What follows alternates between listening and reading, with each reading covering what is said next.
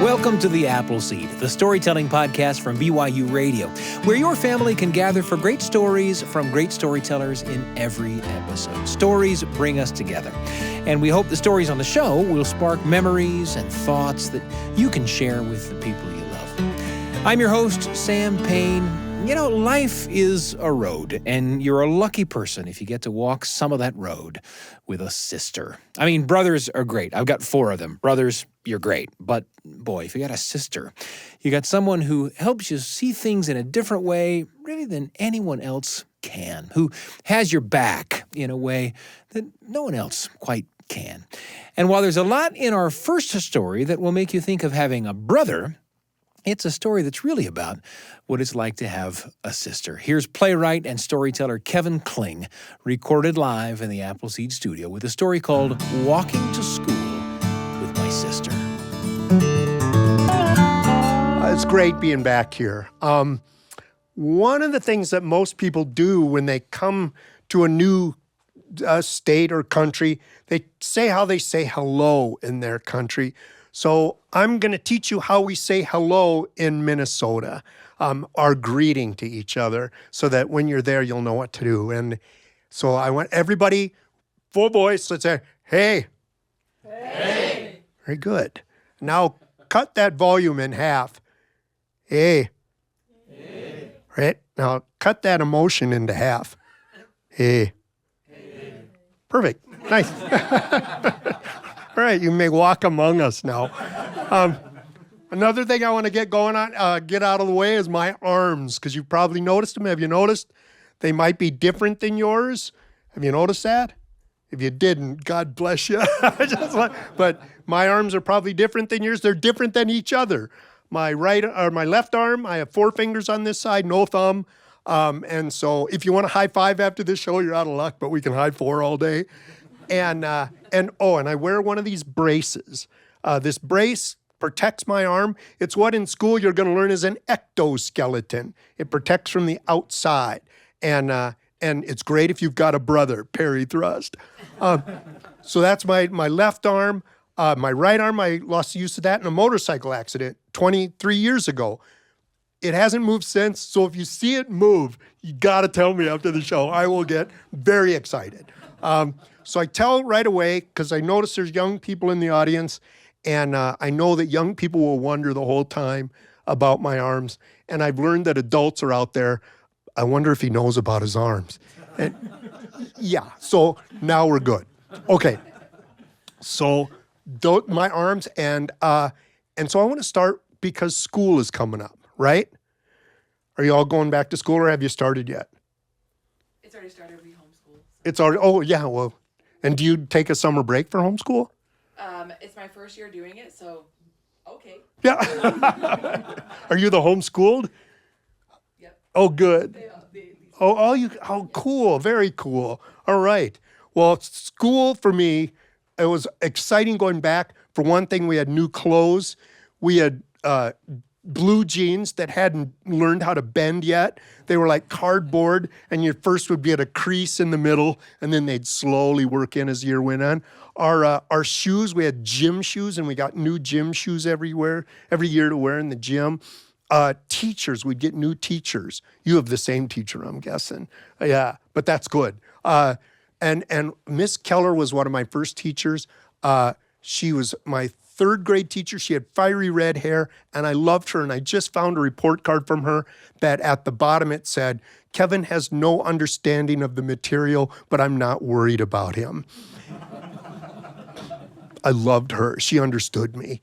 And so this first story I want to tell is about school, starting school. My imagination tended to wander when I was a kid, and I tended to follow it. One time when I left school, I followed a song for 3 miles, and when the song stopped, I didn't know where I was. I ended up going in a hospital, and they called my home, and my parents had to come and get me. And it was so embarrassing. So my sister had to walk me home from school. Well, first my brother walked me home from school, but he had to quit because there was an incident. Now, have you ever heard of George Washington? Have you heard of George Washington? Yeah. About half, yeah. Okay. George Washington was the first president of the United States, right? Well, what else about George Washington? George Washington couldn't tell a lie. He was physically incapable of telling a lie. Well, my brother didn't suffer from that condition. In fact, my dad used to say lying was his way of releasing carbon dioxide. So my brother was walking me home from school, and he goes, let's go into this convenience store, this little grocery store. And I go, Steve, we're not supposed to go in there. Mom and Dad said we aren't supposed to. He says, no, it's okay. I already checked. I said, I don't think you have, Steve. And he goes, yeah, and besides, I'll buy you an icy. Oh, no, my brother would not lie about an icy. And so I said, okay, let's go in. So we go into the store and we go to the icy machine. Now there's 2 flavors, right? Blue and red. But I mix them together and make a 3rd flavor. Do you know what that is? What's blue and red? Purple. Brown, you got to add a couple more. If you throw some Coca-Cola in there, you got brown. But blue and red, purple. So I'm going to make my famous purple drink, and I put about half of the blue in there, and then I pour in the red, and I get to the top, and I shut the nozzle off, but it doesn't turn off. It won't turn off. The red keeps pouring out, and it's pouring over the cup. And I go, Steve, I can't get this thing to turn off. And he goes, go get the clerk. So I go to get the clerk, and by the time we get back, my brother has taken every single soda cup, and he filled it up all the way to the top. Then he took all the coffee cups, and he filled those up too. And when he was done with that, he started filling up hot dog boats. And when those got all full, he started filling up the little ketchup containers until every container was full of red, of icy. And when he couldn't find anything else to fill up, he started to fill himself up, and he had his mouth under the look, and the clerk saw him, and the clerk said, what are you doing, kid? And my brother starts to explain when he gets the biggest brain freeze in the world. He goes, my brains, my brains, and red's dripping out of the corner of his mouth. Brains, my brains, my brains. And the clerk's yelling, police, police, police. So that's why my sister walked me home from school. So I'm waiting on the curb. I'm waiting for my sister. When she finally comes running up and she says, where have you been? I said, I've been waiting right here. And she grabs my hand and starts walking across the crosswalk. Well, she thinks it's my hand, but it's not. It's the hand of another kid she just grabbed by mistake. She gets halfway across the crosswalk, and she looks back, and I'm still on the curb waving to her.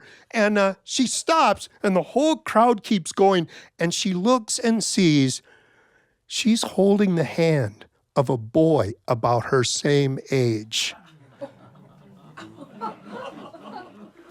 Their eyes meet, and it is awkward. She looks back, and the crossing guard goes, come on, hurry up, you 2 lovebirds. She goes, I'm not, he's not, it's not, we're not. She drops the kid's hand like it's a burning stick, and she comes running back, and she goes, why did you do that? And I go, I didn't do anything. And then she turns and says, where did he go? Did you see that? My sister changed. In that moment, my sister changed. And you know, I think that's how we all change. It takes our whole lifetimes to do it. But when it happens in an instant. So I'm hoping for you, this next school year, you all have that moment when you change.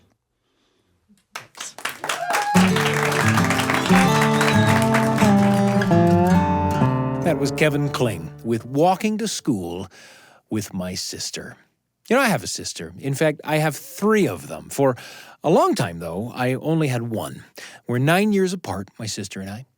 And among all the memories I have of my sister, there's one that's kind of unusual. In that memory, she's just little, about 3 years old. And one day, without anyone noticing, she wandered away from our house and down the road about a mile to the general store on the main street of our little town. Turns out she just wanted some candy. But when the high school kid behind the counter asked my sister where her folks were instead of just giving her some candy, my sister realized she was all alone, and she got kind of freaked out, and she ran out of the store in tears and across the main street in kind of a panic. And that's where we saw her, running across Main Street, sobbing. We'd been looking for her ever since we noticed she'd gone missing. We were in kind of a panic ourselves, and we could hardly believe that she had made it on her own all the way a mile down the road to the store. Well, it's an unusual memory because I'm the only one who has it. None of my siblings remember it. Our parents don't remember it. My sister doesn't remember it.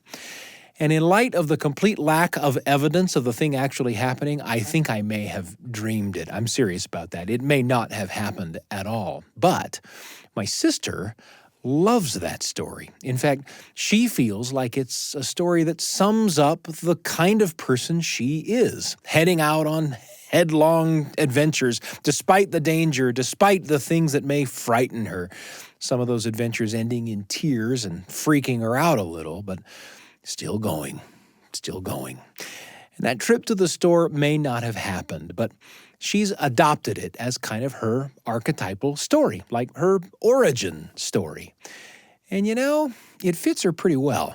Fresh from college, she bought a one-way ticket to England, not knowing what may befall her there, and made a life in the UK as a musician, and later as an educational professional and a caregiver. She got a master's degree there. She's working now on a proposal for a doctoral program. That adventure is still unfolding. Those things, the doctoral degree, the master's degree, the one-way ticket to the UK, those are all real. They happen in real life. My sister is kind of wild and courageous and totally different from me, and yet inseparably connected to me.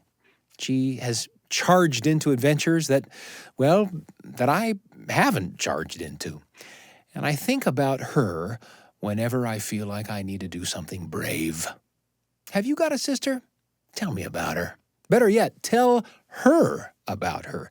Tell her what you love about her. Tell her what you've learned from her. Maybe she needs to hear it. Anyway, that's where Kevin's story took me. Where did it take you? And who will you take along? We've got one more story for you today. This one from storyteller and musician Charlotte Blake Alston. It's an African folktale about a courageous sister who is the only one who can help her brothers prepare for an important coming-of-age ceremony. And while Charlotte Blake Alston is a powerful storyteller to listen to, she's powerful to watch, too. And you can see her tell this story on the video version of this episode on YouTube, Spotify, or at BYUradio.org. Search for The Appleseed, and you'll find us. Here's Charlotte, recorded live in the Appleseed studio with Thakane the Brave. This story comes from the Basotho people of the country of Lesotho. It's a female central character. Some years ago, I spent some time trying to mine stories that had female central characters in them. In a long ago time, in a far away place, there lived 3 orphaned children. The oldest was named Thakane. When her youngest brother inhaled his first breath of life, their mother exhaled her last, closed her eyes, did not wake up again, and joined the ancestors. Their father, who had been the chief of that village, was so weighted down with grief and with sorrow and loss that only 2 months later, he lay down, closed his eyes, did not wake up again, and joined his wife in the land of the ancestors. That left Thakane to take care of her brothers. So she was not only their sister, she became their mother and their father. Everything a mother or father would do for their children, Thakane did for her brothers. She planted a garden in the back so there would always be something growing that they could eat. She would do chores around the village so she could get money to go to the marketplace and buy additional things that they needed. She would go and draw water from the stream, boil it over fire so that when they drank it, it did not make them sick.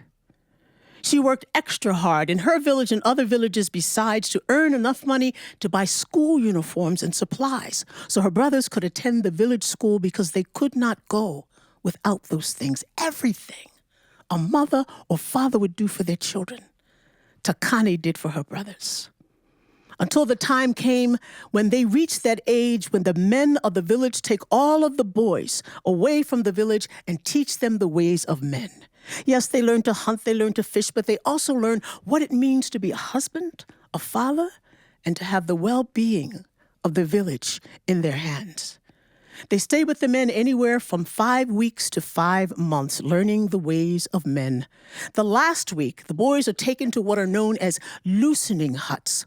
And during that week, the mothers go to the marketplace and buy the finest of fabrics and begin to sew clothing for their sons to re-enter the village as men, not the clothing of boys, but the clothing of men.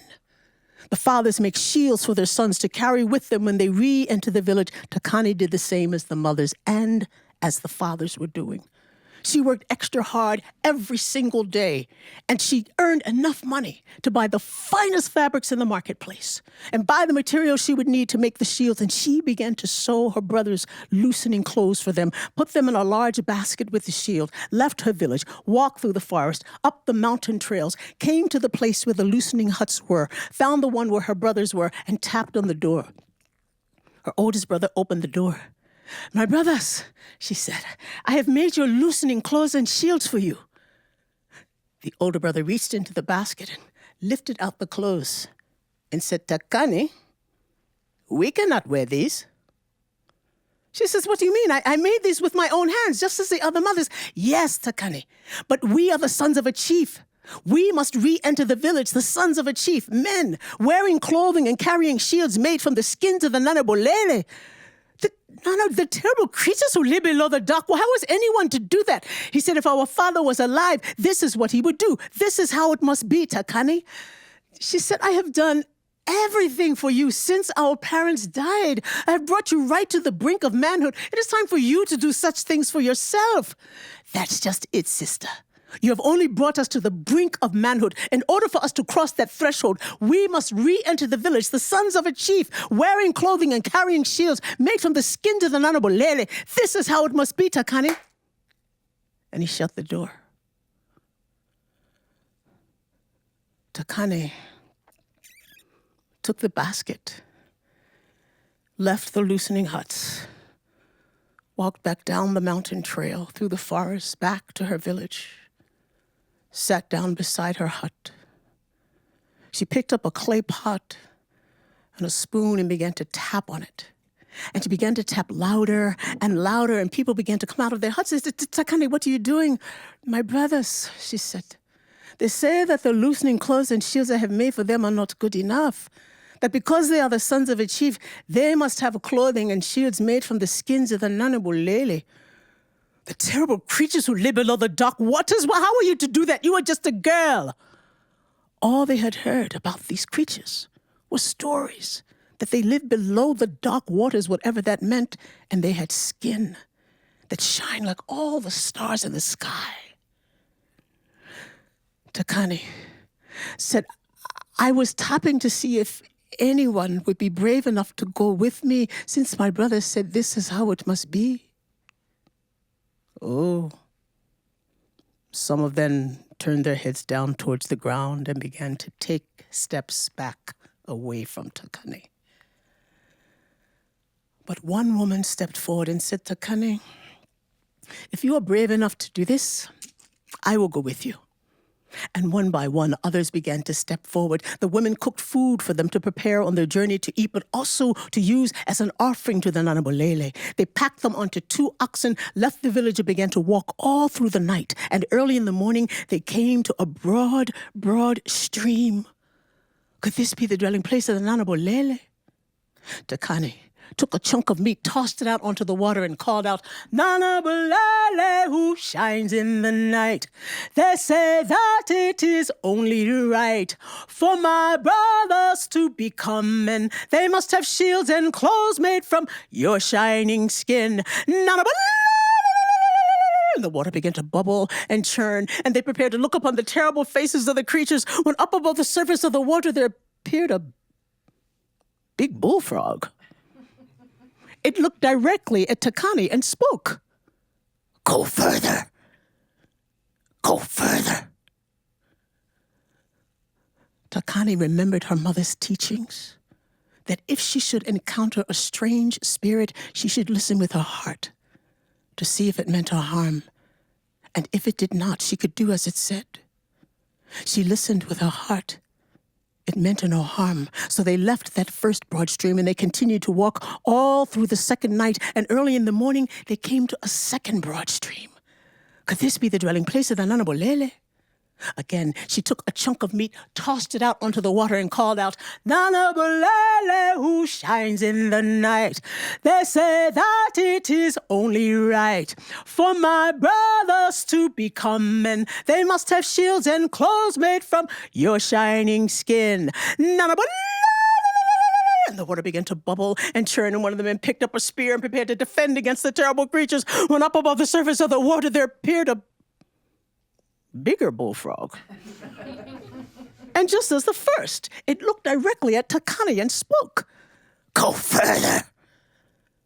Go further. And as with the first, she listened with her heart. It meant her no harm. So they left that second broad stream and began to walk all through the third night, and early in the morning they came to a wide, wide lake with water so still and so clear. She had to touch it to make sure that it was real. Could this be the dwelling place of the Nanabolele? Thakane took part of a chicken, tossed it out onto the water, and called out, Nanabolele, who shines in the night. They say that it is only right for my brothers to become men. They must have shields and clothes made from your shining skin. Nanabolele. But the lake water stayed still. She took an entire chicken, tossed it out onto the water, called out again, Nanabolele, who shines in the night. They say that it is only right for my brothers to become men. They must have shields and clothes made from your shining skin. Nanabolele. The water began to ripple and bubble and churn, and they prepared to look upon the terrible faces of the creatures, when up above the surface of the water there appeared an old woman.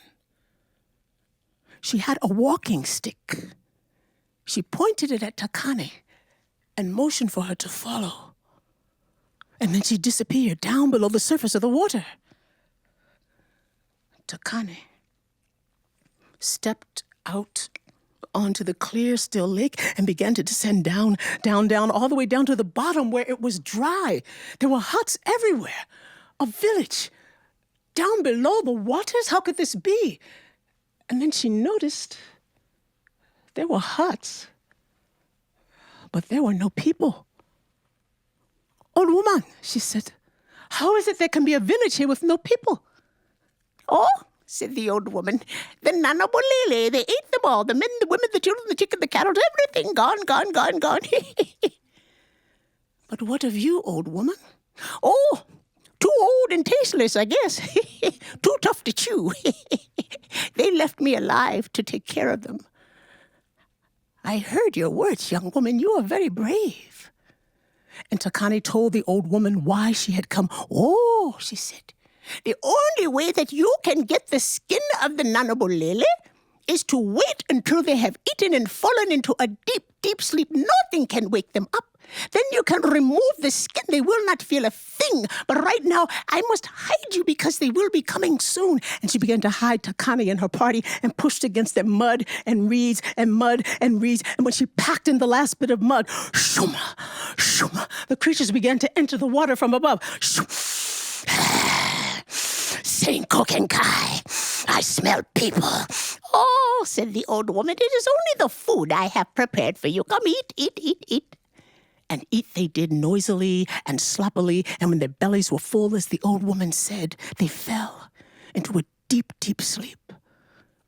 The old woman began to remove the reeds and the mud.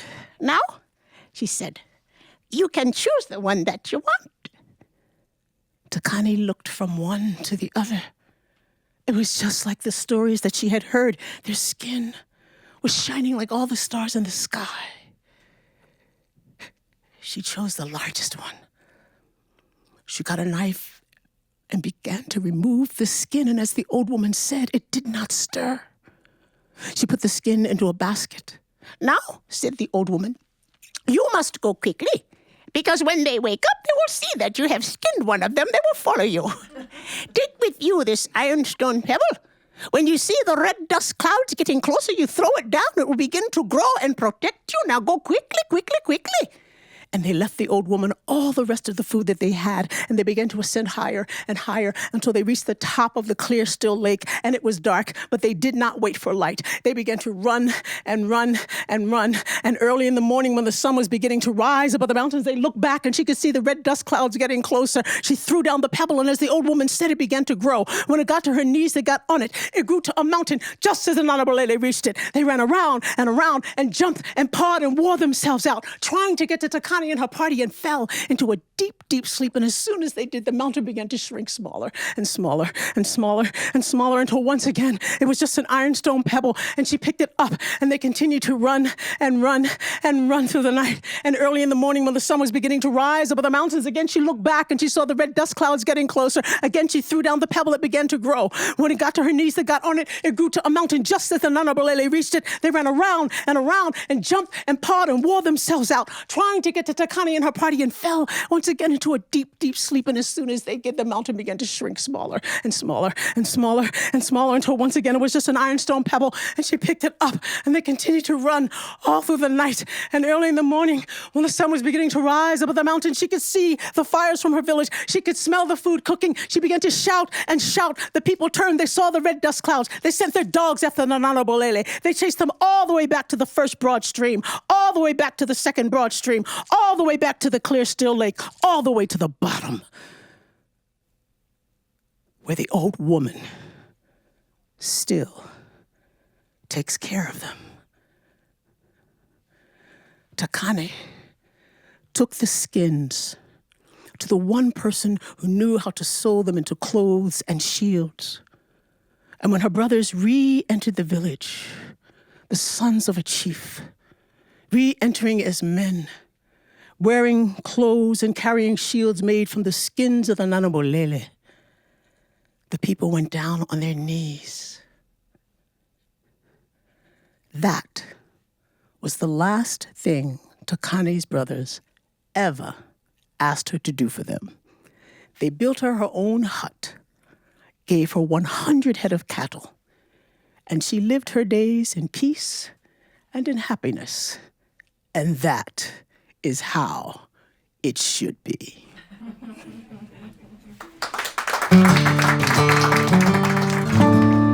That was Charlotte Blake Alston with Thakane the Brave.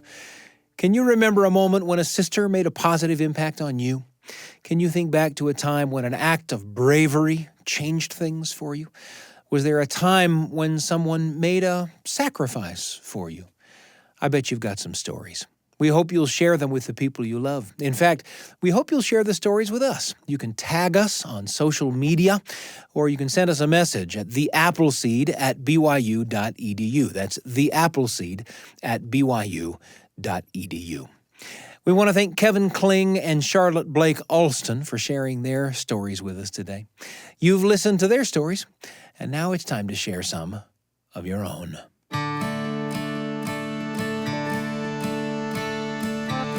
While you're waiting for the next Appleseed episode, try Kaboom, another BYU Radio podcast. It's filled with audio adventures for everyone in your family to enjoy, wherever you get your podcasts.